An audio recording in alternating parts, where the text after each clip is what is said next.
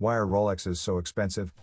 Welcome to Pink Wolf, a community looking at hot topics, influential people, and the most expensive, luxurious, or downright crazy things you can spend your money on. Rolex is the luxury watch brand everyone knows and loves. Almost everyone dreams to own one. Despite not being the most expensive, it is arguably the most popular luxury watch brand. But how did it get such legendary status? First of all, we should cover how much a Rolex truly costs. Most people believe a Rolex would cost an arm and a leg, even though Rolexes such as the Oyster can be purchased for as little as $3,000. Other examples such as the Submariner can go as low as $6,000, so most people can afford one if they save up. However, some Rolexes have reached monumentally high price tags. For example, the Paul Newman Daytona sold on auction for $17.7 million. This is one of the most expensive wristwatches ever sold and reached this price due to its heritage and largely because Paul Newman owned it and even wore it at the 24 Hours of Le Mans. Founders of Rolex, Alfred Davis and Hans Wilsdorf, sold watches for a number of years under the name Wilsdorf and Davis. The duo used Swiss-made movements and English-made cases. In 1908 they opened a Swiss office and set up the brand name Rolex. They chose this name so that it can easily be pronounced in any language and easily fit in the watch case. Today Rolex is one of the most recognizable watch brands, and with the attention to detail used in just choosing a name we can begin to see why. Hans Wilsdorf dreamed of wrist watches becoming popular.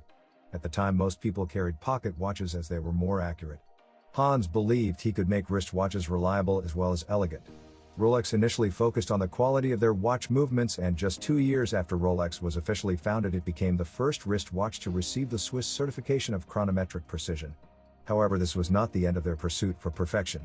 In 1914 Rolex received yet another award, this time by the Kew Observatory in Great Britain. They received an A Precision certificate, which until that point had only ever been given for marine chronometers. This created the foundation for Rolex, as they were known for their precision. Even today Rolex is renowned for their precise movements. In the present time, however, Rolex have taken everything even further. They are one of the only watchmakers to fully make their watches in-house. And we don't just mean putting it together. Rolex is the only watchmaker to produce their own gold, for example. Another expensive material used by Rolex is 914L stainless steel. Most watchmakers use 316 steel, but Rolex want to stand out from the crowd. Despite being more expensive, difficult to work with and difficult to make, it is stronger and shinier. As the watches are made in-house, labor costs behind the use of 904L stainless steel increase, as well as the need for more expensive machinery. Ultimately, this attention to detail add up to the price of a Rolex. Plenty of thought is put behind the materials used. So much so that Rolex hire scientists in their labs to experiment on different materials and manufacturing techniques. No shortcuts are taken in creating one of these watches. The watches themselves are assembled by hand by experienced watchmakers, and each and every Rolex produced is individually tested under pressure and exposed to stresses to make sure it is worthy to be sold under the name Rolex. That's up to 1 million watches every year. Each Rolex is also dust-proof and waterproof, some are even waterproof down to 300 meters. Waterproof watches were first made by Rolex back in 1926. The Oyster was fully waterproof and dust-proof. However, at the time people were skeptical of this. Here Rolex showed an example of plenty of genius marketing strategies to come. Firstly, they would display the Oyster in aquariums, proving themselves. They even went one further, having Mercedes Gleitze as an ambassador of the brand. In 1927 she swam the English Channel. Rolex then published an article on the front page of the Daily Mail boasting its success during 10 hours in cold water. From this Rolex made more and more endorsements. In 1953 a British group of climbers aimed to conquer Mount Everest, the highest mountain in the world. Every member of the team was equipped with a Rolex wristwatch.